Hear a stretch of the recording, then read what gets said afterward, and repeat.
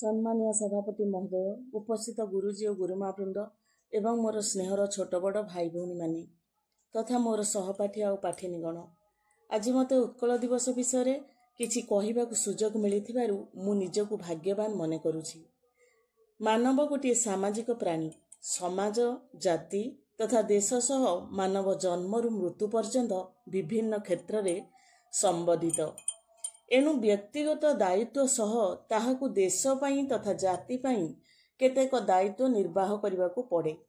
एही सत्यर पृष्ठभूमि रे से देश तथा जातिर स्मरणीय दिवस को पालन करी गर्वित हुए तथा उत्तर पुरुष को जातीयता भाव में उद्बुद्ध करिवार परिवेश सृष्टि करे। उत्कल दिवस प्रत्येक ओडियार एक स्मरणीय दिवस। उत्कलर अतीत इतिहास जे समृद्ध आ वंदनीय थिला, एहा सेही दिन ही प्रत्येक को स्मरण कराई दिए। उत्कलर साधव पुओ माने जाभा, सुमित्रा, बाली आदि द्वीपरे वाणिज्य करी उत्कल को समृद्धिशाली करिथिले।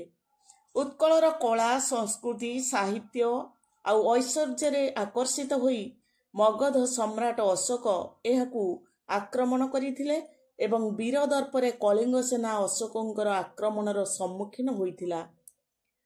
पराहत उत्कल पुनर्बार सम्राट खारवेलଙ୍କ नेतृत्वरे अतीतर ग्लानी को धौत करी विजयश्री विमंडित होइथिला एवं यह सेतेबेले आगंगा गोदावरी विस्तार लाभ करिथिला। तेबे ओडिशार शेष हिंदू राजा मुकुंद देवଙ୍କ मृत्यु 1568 ख्रीष्टाब्दरे हेबा परे राज्यर भाग्य आकाशरे दुर्दिन माड़ी आसिला। वैदेशिक आक्रमण रे ओडिशार धन संपत्ति, कला, भास्कर्य क्षतिग्रस्त हैला। कालर क्रूर परिहास रे उत्कल श्रीहीना, छिन्नमस्ता तथा विखंडित होइगला। कालक्रमे कुलवृद्ध मधुसूदन दासंकर बलिष्ठ नेतृत्व रे उत्कल सम्मिलन गठित हैला। तांको सह अन्य जेउमाने एही लक्ष्य रे सम्मिलित हेले सेमानक मध्य रे पारलार महाराजा गजपति कृष्णचंद्र देव, मयूरभंजर महाराजा श्री रामचंद्र भंजदेव, उत्कलमणि गोपबंधु दास, खलिकोटर राजा रामचंद्र मर्दराजଙ୍କ नाम अविस्मरणीय। परिशेष 1903 मसीह छिन्नमस्ता उत्कलर एकत्रीकरण लक्ष्य नहीं गठित होइथिला। उत्कल सम्मिलनीर प्रथम अधिवेशन अनुष्ठित होइथिला।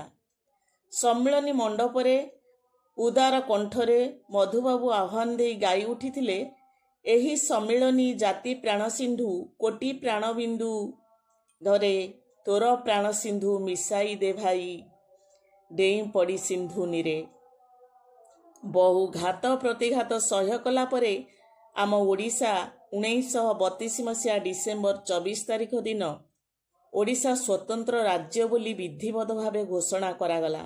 1935 रे भारत शासन आईन बल रे ओडिशा गोटे स्वतंत्र राज्य हैला।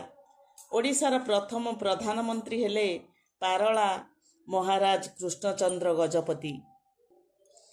1936 मसीहा एप्रिल 1 तारिख रे आम ओडिशा एक स्वतंत्र प्रदेशर मान्यता लाभ करिथिला। प्रतिवर्ष एप्रिल 1 दिन उत्कल दिवस पालित होई आसुछि। एही दिनटी को केवल ओडिशा रे नुहे भारत तथा भारत बाहर अवस्थान करुवा ओडिया माने महा आनंद रे पालन करती। तेबे आसंतु आजिर ही पवित्र उत्कल दिवस रे आमे समस्ते आम जन्मभूमि उत्कलर सुख समृद्धि पाई तथा एक सर्वश्रेष्ठ राज्य रूपे परिगणित करिवा पाई संकल्पबद्ध हेबा। सर्वशेष रे आम मातृभाषा को उच्चरे रखी गोटिए संतान गोटिए कंठरे कहिबा, कोटिए संतान गोटिए कंठरे कहिबा, वंदे उत्कल जननी चारुहास्यमयी जननी जननी जननी।